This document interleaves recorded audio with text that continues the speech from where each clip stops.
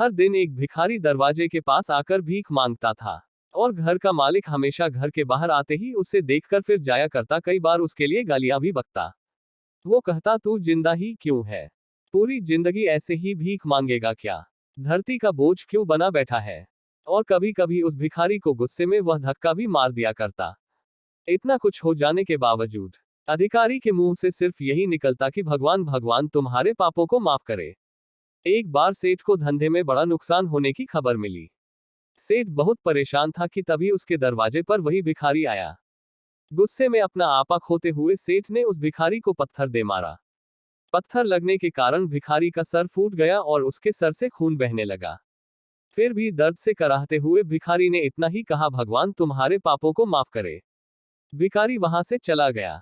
सेठ सोच में पड़ गए, भिखारी को पत्थर मारा फिर भी उसने सिर्फ प्रार्थना की। सेठ का गुस्सा शांत हुआ, शेर का मन शांत हुआ। भिखारी का रहस्य जानने के लिए सेठ ने भिखारी का पीछा करना शुरू कर दिया। भिखारी जहां जहां जाता सेठ उसके पीछे जाता। सेठ ने देखा कि कोई उसको खाना देता, कोई उसको मारता, कोई अपमानित करता तो कोई गाली देता। लोग भिखारी के साथ चाहे जैसा व्यवहार करते, लेकिन भिखारी सबके लिए एक ही प्रार्थना करता, भगवान तुम्हारे पाप माफ करें। अब रात होने को आई थी।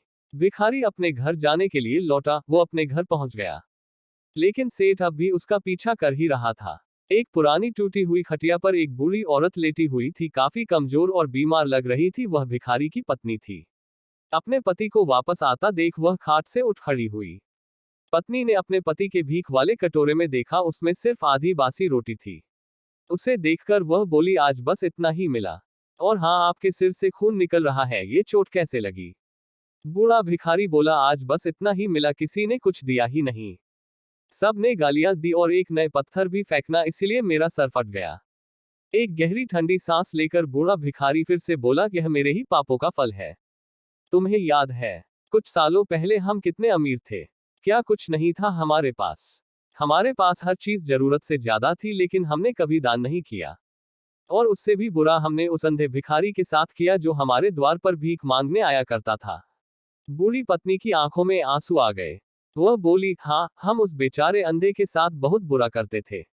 उसका अपमान करते थे, उसे खाने के लिए रोटी की जगह कागज दिया करते, उसका मजाक उड़ाया करते और कभी कभी मारा भी करते। मैंने कभी उसको रास्ता नहीं दिखाए। एक बार मैंने उसके मुंह पर मिट्टी भी फेंकी थी और वह हमेशा दुखी होकर यही कहता कि भगवान तुम्हें तुम्हारे किए की सजा देगा, भगवान तुम्हारे पापों की सजा जरूर देगा। उसका श्राप सच हुआ और हम इस दुख भरी जिंदगी में आ गए। भिखारी बोला, हाँ, उसका श्राप सच हुआ, इसलिए मैं किसी को बददुआ नहीं देता। चाहे कोई मेरे साथ कैसा भी बर्ताव करे, मैं हमेशा उसके लिए प्रार्थना करता हूँ। मैं नहीं चाहता कि कोई भी हमारे जैसे जिंदगी का अनुभव करे, किसी को भी हमारे जैसे दुखों का सामना करना पड़े। वो नहीं जानते कि वह कितना बड़ा पाप कर रहे हैं, इसलिए अनजाने में हुए पाप की ऐसी सजा किसी को भी मिले, मैं नहीं चाहता। सेठ वहीं पर छुपकर यह सारी बातें सुन रहा था। अब उसे सब कुछ समझ में आ गया था। भिखारी और उसकी पत्नी ने वह आधी रोटी मिल बांटकर खाए और भगवान को धन्यवाद बोलकर सो गए। अगले दिन बड़ा भिखारी फिर से भीख मांगने गया। सेठ के घर के पास जाते हैं। सेठ ने पहले से गर्म रोटी या उसके लिए निकाल कर रखी थी। उसे देते हुए सेठ विनम्रता से बोला, माफ कर दीजिए बाबा, उससे बहुत बड़ी गलती हो गई। बूढ़ा भिखारी बोला, भगवान तेरा भला करे। इतना कहकर वह आगे निकल गया।